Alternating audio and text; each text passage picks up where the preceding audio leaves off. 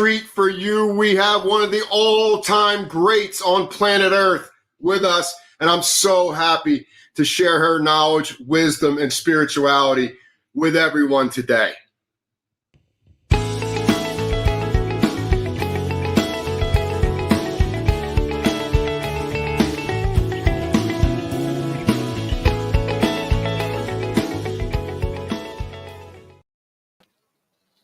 Well, welcome everyone. It's a real treat for me to have our amazing guest for the next 45 minutes or so of our life. But before we begin and I introduce you to this amazing spirit of light, let's just take a minute and see if we can get ourselves centered and have a little meditation and just relax into whatever's going on in our body.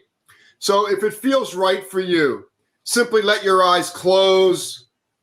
Release any tension that you might be aware of around your eyes and jaw, and begin to slow your breathing down. Feel the intelligence of your body, the intelligence of your heart while you breathe slowly here on planet Earth.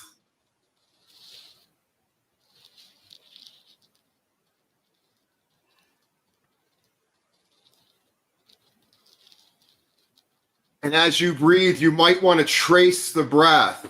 In other words, on the inhale, allow the breath to move down your back. And on the exhale, allow the breath to move up the front of your spine, touching your heart and touching the top of your brain very gently. So inhaling down the back, exhaling up the front of the spine, several rounds. And bring yourself into a column of white light.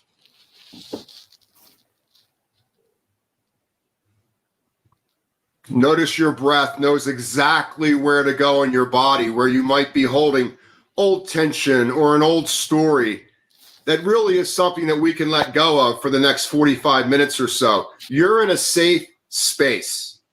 There's no need to bring attention to fear, insecurity, negativity. That's not going to work right now. So just stay at peace. Open your heart. Slow your breath.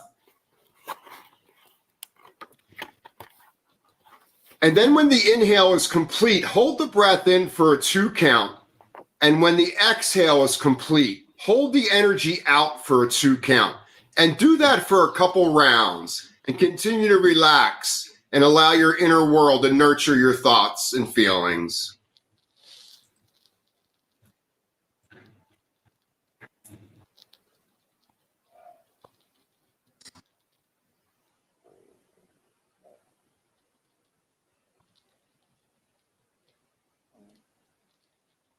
Notice when you stop breathing, your mind stops, and you can set an intention for yourself for this time if you wish.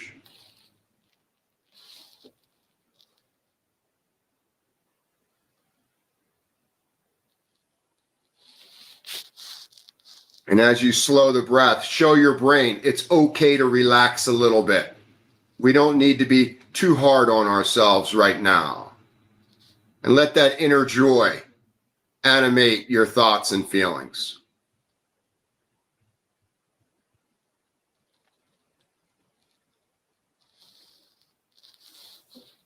And then just let your body breathe on its own, in its own wisdom. Your body knows how to breathe. And it's been doing it ever since you were a little infant, and it's an expert at it. You can open your eyes and you can see we have the amazing Agapi Stassinopoulis with us today. Now, I had to cut her bio down a little bit because we only have 45 minutes, and it would take me 45 minutes to read the amazing bounty of work that she shares with human beings all across the globe. But just to kind of give us a little background of who we're talking to, Agapi is also a friend, a great friend of mine, and she's a best-selling author and speaker who inspires humans all around the world. In her first book, Unbinding the Heart, a dose of Greek wisdom, generosity, and unconditional love. She shares the wisdom from her life's adventures and experiences. Agapi has a new book out, Wake Up to the Joy of You. 52 meditations and practices for a calmer, happier life. And she takes her readers on a journey and inspires them to let go of what doesn't work and instead create the lives that you really want right now. Agapi is currently conducting workshops for Thrive Global, a company her wonderful sister, Ariana Huffington, created to help change the way we work and how the way we live. Agapi has spoken and conducted meditations at many organizations and companies all across the world, including L'Oreal, Accenture, SAP, LinkedIn, Pandora, Google, Nike, Weight Watchers, Pepsi Company, Starbucks, Global Citizen, Museum of Modern Art, ABC Carpet and Home, Women's Health and Magazine, Paul Mitchell, NYU, Gym Pass, and Hearst Communications, among many others. And plus, you can see her on TV all the time also. You know, Agapi brings home the importance of self-care, practicing gratitude, generosity, and self-love to enhance performance and productivity so that we can experience love and fulfillment. Agapi divides her time between New York, Los Angeles, and she was born and raised in Athens, Greece. Wow. If you need to find out more about this amazing woman, you go to www.wakeuptothejoyofyou.com, and you can see that book title in the corner of this picture. Ladies and gentlemen, Agapi. Wow, wow, wow, wow. So we have a virtual hug right now. My dear Ed, I am just opening my arms and hugging you. And everybody who is listening and seeing us and is with us, we just open our hearts. I'm definitely opening mine, and I'm so grateful to be with this wonderful man that has brought such gifts in my life and all of us. And there is no greater gift than the awareness, as so beautifully Ed said, that we are being breathed and that the breath knows how to do itself.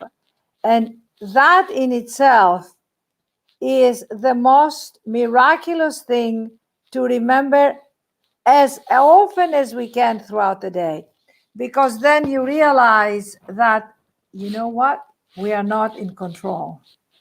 Right, Ed? Yeah. You know, part of the greatest suffering of human beings is that we think we are in control and we try to control everything around us. We try to control our reactions. We try to control other people when they don't do things the way we want them to do and who does things the way we want them to do. So we are constantly in a fighting mode. We want things to be different, and therefore none of us really practice or have learned or educated how to let go, how to surrender, how to go in a flow with our nature, first of all, with who we are, and then with the world around us. And I'm not saying it is easy at all. And I'm not saying it's something that can be achieved, overnight, but it is something that if we shed the light, even right now that we are together, you can just say, wow, something bigger than myself is breathing me. Something bigger than myself is moving me. And I have a responsibility to that, to learn about it, to educate myself, to be quiet with it, to lean back and let that wisdom, because listen, the body has extraordinary wisdom, talk to me. And my responsibility is to basically shut up and listen. I love that. I love that. You know, I know your history. You come from Athens, Greece, an amazing place on earth that holds rich history, that all of the modern life, that is the foundation of how we interact with ourselves, how we interact in the world with other human beings. Socrates, know thyself, right? Socrates, know thyself. What was it like growing up in Athens, Greece, Agapi? There was a lot of food. There was a lot of food and a lot of seconds. You know, when you went somewhere to eat, they wouldn't let you go without saying, have another one, have more meat, have another dessert. If you said, I don't eat desserts, they look at you like, are you okay? Or if you said, I don't eat sugar. Also, nobody would let you leave their home without taking a goodie bag home. I mean, food, everything centers around food. But let's look at that for a minute. Food is nurturing, right? Mm-hmm. So the way the Greeks affirm life is by nurturing and by feeding body, mind, and soul. They do it mostly by food, but really it's an expression of the heart. So I want to ask you all right now this fundamental question: where is your nurturing coming from? Mm-hmm. Because if you're not being nurtured, you're being starved. And mm-hmm. if you're being starved from affection, from loving, from kindness, from tenderness, from people listening to you, and especially yourself, if you do not know how to be tender with yourself, you won't be tender with your children. You'll be bossy, and you'll be mm-hmm. telling everybody what to do. You won't be kind and tender with your significant other, with your family. So find the tenderness and find the sweetness in you, and then accomplish. But unfortunately, and I learned that from my mother, who always said, darling, don't rush. Don't rush me. She said to her, Mommy, we've got to go right now. She died 20 years ago, my mother, and lived with us in Los Angeles. And if she said, Mommy, we've got to go, she says, don't rush me. If you want to rush, you go ahead of me. She will not allow herself to be rushed, because when you rush and when you move fast, listen, you might be an incredibly fast-paced person, which is fantastic. But if you have a rhythm and you violate it and you push against it, it will stress you. Mm-hmm. So find your natural rhythm. I live with my sister, Ariana, and she's basically a AAA, not, A types. She's a AAA type. She is in a constant doing modality of her work, her accomplishments, her interacting with the people in the company, but she does sleep. She's a sleep evangelist, and she does meditate, and she does exercise. So she has found her balance for who she is. If I go into the rhythm that she does, I will get extra. And can you imagine? I live with her. Mm-hmm. So you see, her mind is constantly completing and doing, while I need space in between my doingness. I love it. And finding those boundaries and not making myself wrong. It's like saying, when I finish the webinar with Ed, I'm going to need another 10, 15 minutes to recalibrate, because mm-hmm. right now I'm in a giving modality. I am putting my energy out. Then I need to replenish, whether it is that I'm going to drink water, or I'm going to go around the block for a walk, or I'm going to clear my energy to return to me to go do the next thing. So I want to ask you all, how do you replenish? Most people go to bed feeling exhausted and empty. Now, Ed has given us amazing keys about coming to the breath. Through his exercises, you energize yourself in the morning. Incredible. I wish I had the discipline to do it every day. I'm still teaching myself, Ed, to program myself to get up and do 5 minutes, as you so beautifully taught me, the leaving up. Yes. Beautiful. Right? It works. It works. But Ed, here's my challenge. If I have you on a Zoom, if I have my trainer in front of me, if I have a friend to walk, I'm dynamic. Mm-hmm. When I'm on my own, I need to ground myself. My girlfriend says, go out in the garden and put your feet on the grass before your coffee. But do you think I do it? No. Mm-hmm. I have my coffee first. That's the neural pathways of my brain, how I have conditioned myself.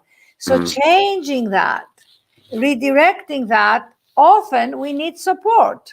Yeah. Like if I had Ed every morning calling me when I got up and say, Agapi, we have 5 minutes of breathing. Would I be there? Absolutely. If I don't have Ed, am I able to master that in Agapi? It takes practice. It takes devotion. It takes not doing it Monday, Tuesday, Wednesday, and maybe doing it Thursday and Friday, and not judging myself. Does that make sense? Makes perfect sense. We just have to find little baby steps along the way that feel comfortable to us as we come through this transformational process where we balance the human being with the human doing. Absolutely. So right now, I want to issue just a little intention with all of us. Take a piece of paper and a pen and write down 2 things that you would like to do in your day that could distress you and honor your rhythm. Because Agapi's rhythm is not Ed's rhythm. Ed's rhythm is not his beautiful wife's Wendy's rhythms. Right, Ed?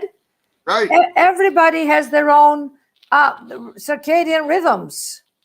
So what is the priority for you? For me, because I'm a night owl, and my mother, in Greece, when I was brought up, my mother always stayed up very late. She had a nighttime energy. And, Greeks are notorious about having dinner at 9 and at 10. And, I go to Greece and people say, oh, we'll pick you up around 8 for dinner. And they show up at 9:30. And you go, what happened? He said, oh, we're here now. I mean, they don't even say what happened. Nothing happened. We just showed up when we show up. So there is a little bit more of a unstructured way, and there is definitely the nighttime energy. Greeks party at night, they drink, they eat, they socialize, and in the morning they're tired. Maybe they're irritable, but they get up and they go to work, and then they have siestas. It's a very different Mediterranean way of living. So I got very used into this nighttime energy. And I still love the night. I love to be in my bed and watch the late night shows or write on my journal or read something. My mind settles.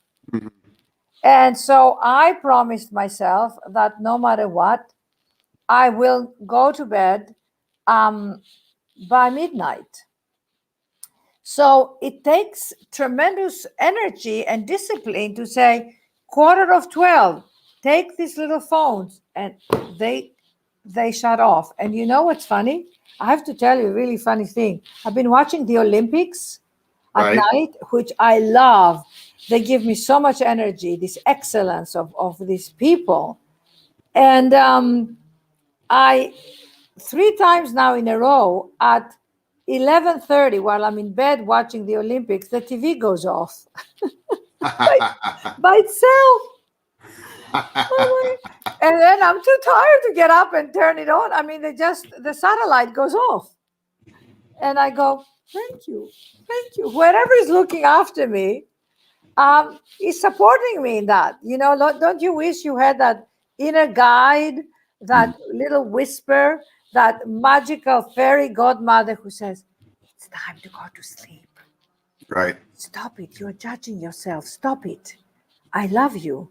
Imagine if you had someone in your ear saying, you're doing amazing. Right. You look amazing. What do you need now? Do you need to eat something? Let me make you something. Mhm. Let's go for a walk. Hold my hand. Leave everything. Go for a walk. Don't listen to this person. They don't know what they're talking about. Imagine if you had somebody who was guiding you. Get Mhm. out of that meeting. It's depleting you. Mhm. Your child needs a hug. Go hug it. Go hug your son. Imagine if we had this inner voice who was always guiding us through the daily life so that we are at sync. But instead, we hear the voice, but we bypass it. Right. That's Right. stressful. You know, if we miss the whispers, they turn into screams. Yes. And it's so important for us, Oh, so beautiful. like how we can unwind ourselves from what we just wound up. And, you know, I know that you're a master teacher of gratitude and Yes. self-forgiveness. And I Yes. know that's some of the roots that nurturing brings to us. You know, I am valuable. I Yes. am a piece of God. I'm a piece of spirit. And I Yes. need to nurture that. And when we can take care of these little whispers of self-nurturing, I think we Yes. can start to move into the baby steps of gratitude. Can you Yes. explain to our viewers a little bit about how you interact with the phrase gratitude? Well, chapter 50 of this book, I want to show you, it's called Reverence, Gratitude, and OMG. So basically, let me just read you this first paragraph, which I love. Unless you are an actor on the Big Bang Theory or a scientist working on the Hubble telescope, you probably tend to not think about the vastness of the universe on a daily basis. So I like to blow your mind with some facts about the universe. A galaxy is a vast grouping of stars, and there are 200 billion galaxies. There are approximately one, and there are 24 zeros after that. So you go figure 1 plus 24 zeros planets in the universe is something like 100 billion trillion stars. There are more stars than grains of sand on the beach. We are living in an awe-inspiring and unimaginable large universe. Contemplating the immensity of our cosmos can make you feel very small and insignificant. However, think about this. You right now have 37.2 trillion cells in your body. There is a vastness outside you and a vastness inside of you. You are connected to this mystery and miracle. You are a microcosm of the universe, and every aspect of your life benefits from the universe's provision. So, however, when I do think about these things, it fills me with an extraordinary feeling of reverence, gratitude, and oh my God. It shifts me from my narcissistic absorption of the small self, taking so many things for granted, to the profound awareness that I get to enjoy and participate in this miraculous experience of life. So, anyways, I have stories upon stories there of how life taught me to be humbled and how to really come present with the spirit of this extraordinary cosmos that is inside of me, that is moving, and not to bypass that flow. Now, how do you do this when you're waiting, let's say, for a grocery delivery, or you are at the supermarket and it's packed and they don't they don't have what you're looking for, or you ordered your your food through online and they brought the wrong order. You know, there are tiny little things, or your kids are screaming while you're on a Zoom, or your kids are fighting. Let me have a sip of water because I'm getting so excited. It's wonderful. You know, so I wrote a whole list here of what my mother used to say is, if you're unhappy, be grateful, because you can't be grateful and unhappy at the same time. Here is what I'm grateful for right now. My breath.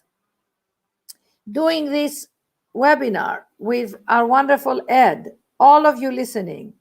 TV, safe streets, bathtubs, trees, loved ones, towels. Have you ever been grateful for your towel? Shower, hot water, cold water. Anesthetics, meditation, scissors, Facebook, contact lenses, Pharrell's Happy, the song, the music that I can play through the endless iTunes, Spotify, and Pandora. So to say that we feel grateful, not to say that everything in our lives is necessarily great. It just means we are aware of our blessings. So don't ever go to bed thinking of what you didn't do right. Go to bed and say, thank you. Thank you for this amazing bed. Thank you for my loved ones. And come, you know, it's not lip service. It's not like saying, oh, thank you for this. It's just coming into this silence of your mind, of your critical mind, who's always judging us, who is always thinking things should be different, and just say thank you. And when you look at things in the news that are hard, that are difficult for people, or when you hear about the extraordinary challenges of the virus still going on, just come into a place and say, can my gratitude for this moment, for my life, affect the good of all? Can it? Because if I become, a vortex of goodness, I can then affect, because all those cells and all this cosmos and all these things are communicating by an invisible thread of sound and light. The hard thing with us humans, if we don't see it, we don't believe it. But yet, your very breath, you don't see it. Where does air come from? But you believe it. You have no choice because it's there.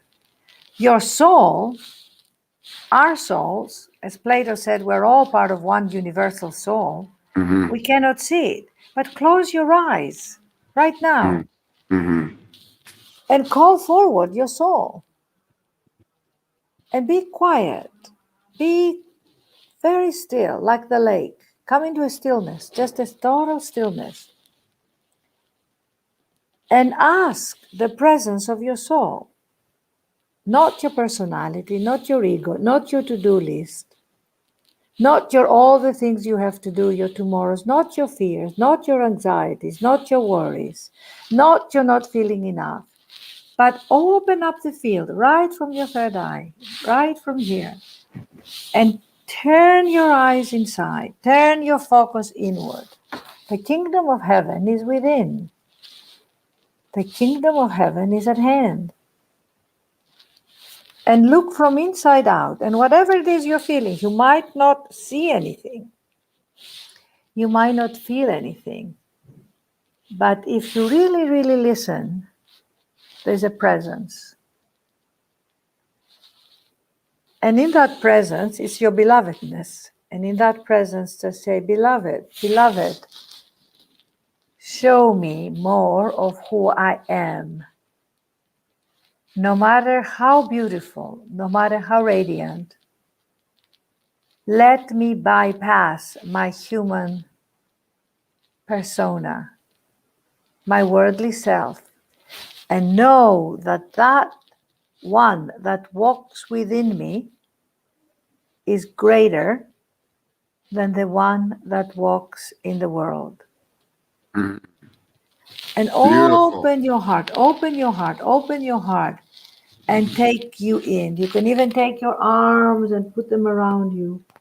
And just hold that silence and hold the presence. And the only mantra, the only thing you hear inside is thank you. Thank you to you. Thank you to the benevolent universe. Thank you to your heart who beats 100,000 times a day. Thank you to your breath. And thank you to the unknown.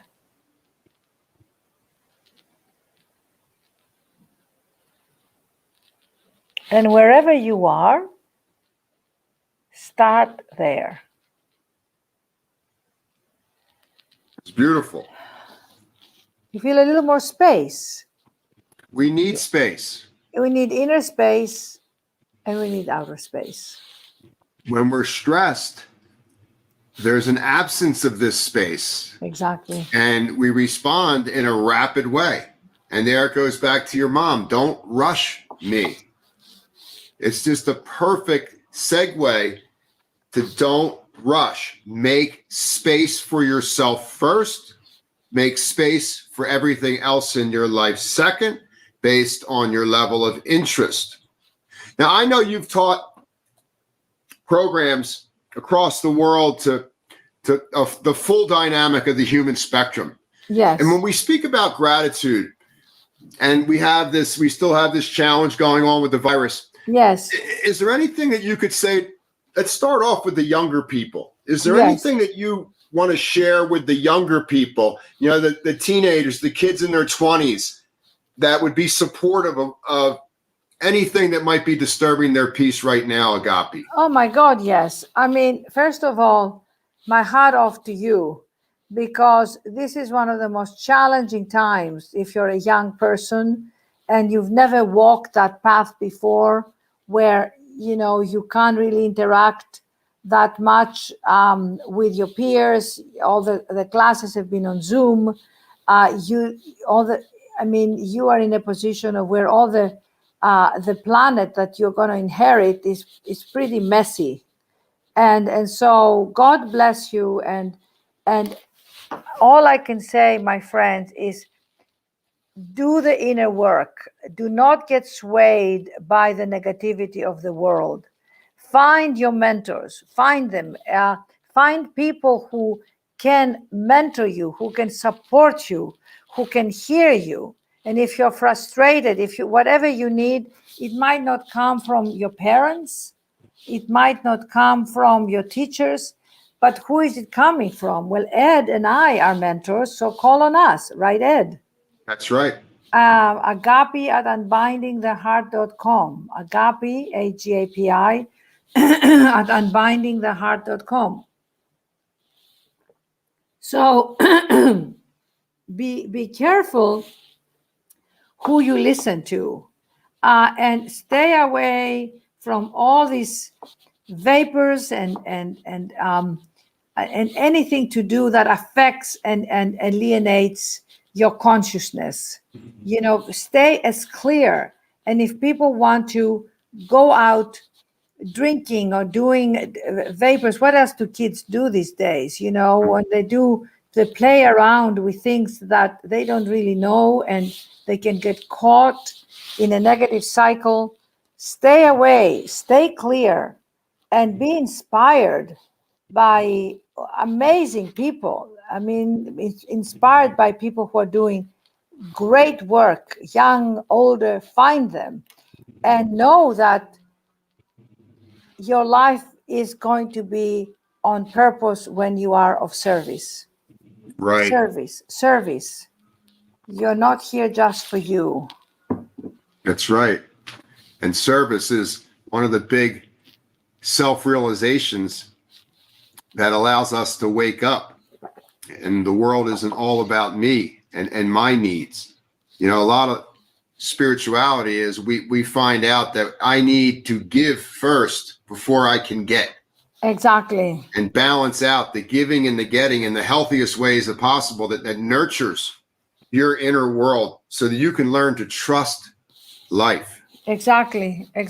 Trust life, but also ask inwardly. It's basically find your God, whatever that is for you. And I don't mean religion. I mean, find at night when you pray, even if you don't know who you're praying to, ask for help. So being a teenager are the hardest years because you don't have the vocabulary to express what's going on. But then I say, read about inspiring people. And as you read and as you absorb, you will shape yourself to becoming who you are. Beautiful. And then if we moved it a little further down the line, say folks between the ages of, say, 30 to 50, what would be some tips that they could start living a more gratitude-filled life? Well, I have a chapter in the book which I also love, and it's called Finding Your Calling. Mm-hmm. Because, many times people say to me, I don't know what my calling is. And I say, here are some fundamental questions to ask yourself, and I'm going to read them to you. It's chapter 32, page 176. Because our calling is not written on stone, it is something that, okay. So I remember I have a story that I asked a young boy, he was 16, and I said to the son of my friend, Michael, why do you think we're here? And he said to me, I think we're here to wake up. So when I asked him to explain a bit more what he meant, he said, I think most people are asleep. They don't know who they are. I think we need to wake up to who each one of us is. How amazing is that? Beautiful. So when you say, what does it mean to wake up to who I am? And that's a question we continuously ask. Ask yourself and write it down. I'm a great believer in journal writing, because when you journal write, your unconscious unlocks. So if you're feeling frustrated, write it down and burn it. If you're feeling impatient, if you don't know what to do next, if you're stuck, write it down, because your unconscious is holding the beliefs and is holding the blueprint of your life. So you ask yourself, what am I here to learn? What am I here to teach? What am I here to overcome? What am I here to complete? What am I here to express? What am I here to share? And if not now, when? Beautiful. So take a moment to answer these questions from an authentic place. And I say, play with these questions and don't worry if your answers don't sound serious. You can say, today I'm here to learn how to play. Mm-hmm. Today I'm here to learn how to share saying no. Mm-hmm. Today I'm here to learn that I'm here to overcome my impatience. Today I'm here to learn how to take care of myself. Tomorrow I'm here to teach someone else how to take care of themselves. You see, every day it can be different. Because not where we get into trouble is we allow our days to be the same. Mm-hmm. And no day is alike. Right. Because every day the breaths we took yesterday are no longer there. Right. The breaths we're taking now are new. Mm-hmm. Spirit doesn't say, well, I breathed you yesterday, good luck.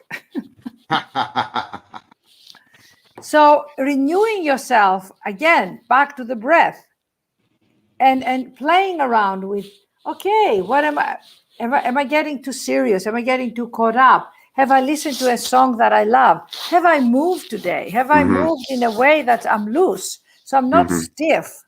Have I observed my cat or my dog or a giraffe? Have I watched how the animal kingdom moves? Oh my God. You watch a cheetah run? Oh my God. Aren't you in awe? So you start to feel your body, your aliveness, and get off our head. Get off the head and come to your heart, come to your body, come to your groundness, and let your wisdom guide you. I listen to this and it reminds me, if you don't mind sharing with folks how you do this, but you have the most amazing way of channeling your heart's voice, your heart's message for the moment at hand, not the last moment, not tomorrow, but you have this amazing ability to channel the voice of your heart and send it out to who's ever within the range of your voice. Is that something that you've cultivated over time, or have you always been like this? Well, I've always been a love child because my name was Agapi, which means unconditional love. And I've always felt I came alive when I felt the joy with other people, like I was not a loner. I was not, I'll close myself in my room and read. I wasn't like that. Can I play? Can I interact? Can I help others? I had that nature from beginning. We all come up with our nature. I mean, other kids, they go into their computers and they feel heaven. I go into my computer and I'm stressed. I go, oh my God, do I have to go look at this document? Can somebody print it for me? I'm much more tactile that way, So I'm not a techie person, so other people are, nerds as they call them, right? So my favorite thing is to remember that I am given by spirit this gift of agape, which is unconditional love, and that when I come to my heart and when I share my heart, and my heart knows how to do, I don't have to think about it, then I feel happy. Now, I've helped other people release the judgments and trust their heart. How do you trust your heart? Your heart is vulnerable, but it's also mighty. Right. Your heart is strong. You can say to somebody, I love you, and hold them and be tender. Or you can say, get out of my life. You're bothering me. That's a loving thing to do. Or get out, you're bringing your toxicity. My mother used to say to people, you are bringing your toxicity to my environment. Please do not interrupt my environment. How about that? Yes. She was, as you know, in Unbinding the Heart, I write about her. She was ruthless. So your heart is not, wearing your heart on your sleeve and letting people walk all over it. The heart is like, I'm in my heart energy. That is God's energy. That is the spiritual heart energy. And it's like allowing it. It's like the tsunami. Right. It is so powerful. But, I had a spiritual teacher called John Roger, and he definitely helped me awaken to my heart. I have done my inner work. I have done hours and hours of seminars, spiritual psychology at the University of Santa Monica. I have healed my hurts. I have healed the part that felt I was responsible for my parents' unhappiness. I have gone there, Ed. Right. And I've done the inner work, and I'm still doing it. Like, am I a people pleaser? Yes, I am. So I always have to say, am I doing this out of my calling or out of the habit? Beautiful. As a mentor and teacher and facilitator and workshop leader, it's really hard to take people someplace that you haven't been. Yes. So when you're working at the level that you have brought yourself to, folks are in for a real treat. And yes. And I want to encourage people to download this book as an audio. And I have 33 guided meditations that are really about the power of shifting from one modality to another and please send me an email, Agapi and you'll put it on your website too, unbindingtheheart.com, unbindingtheheart.com, and I will send you 8 or 9 of my meditation as my gift. Then you can download all 33 of them, and you can request to be on my email list, because then I'll send you an update. I have a new book coming out January 11th, 2022, which is about the power of prayer. It's called Speaking with Spirit, allowing each one of us to open up our hearts and let the Spirit communicate to us. And it's a practice. And I'm very proud of this book. I wrote it during the lockdown and the pandemic because I was suffering. So I found the comforter. I found the Spirit in me comforting me, other than going to food, Then Right. It's also okay to go to the inner and to do your, whatever food it is that you love that nurtures you. But I found my balance with that, knowing I could go to my prayer, to my journal, and the Spirit will meet me there. So follow me at Instagram, Agapi Sees, or follow my work that I do, which is inspiring, because I feel we are part of the same family. So if I learn something, I will pass it on, like you, Ed, and like all of you. You learn something and you go, let me teach it now. Let me share it. Beautiful. We've reached the end of our allotted time today, and I learned so much today. And as usual, Agapi, you hit it out of the park, where we found out that it's okay to nurture ourselves. It's okay to live life with gratitude. It's okay to have reverence for where you've been, where you are, where you want to go. It's okay to trust your heart. It's okay to have boundaries around how you interact with yourself and how you interact with others. It's okay to trust your life's journey. You are on a magical one step at a time journey on earth, and you have people out there like Agapi who can support you with 2 great books. There's another one coming out, and she does programs and does mentorings all across the country. So Agapi, thank you so much for your time today. I just want to say one more thing. It's okay to get it wrong on Monday and Tuesday to get it right. It's okay to make mistakes. It's okay to take the wrong route and say, that was not the right turn. I'm going to come back and do the correct turn. It's okay to not know. It's okay to not know. Isn't that liberating? Mm-hmm. It's okay to say, I need help right now. I need someone to help me. It's okay. It's beautiful, Agapi, because there's no such thing as failure. There's only lessons. Yes, exactly. And it's okay to love yourself so much that you explode. I'm in with that. I'm in with that, girl. Thank you so much for the reminder. I can't wait to see you again and our paths to cross. You are such a gift, and thank you for this and honoring me and my work. And thank you to all of you. Please stay in touch. Be Greek. I love the Greeks. I love you guys. Thank you so much. Opa, as they say, Opa, Opa. I love that. Lots Let's of love. Celebrate. And celebrate every day. Celebrate now. Go right now. Go hug someone. Go call someone. FaceTime someone and say, hi, just wanted to say, how are you? I love you. Are you doing okay? I'm here for you.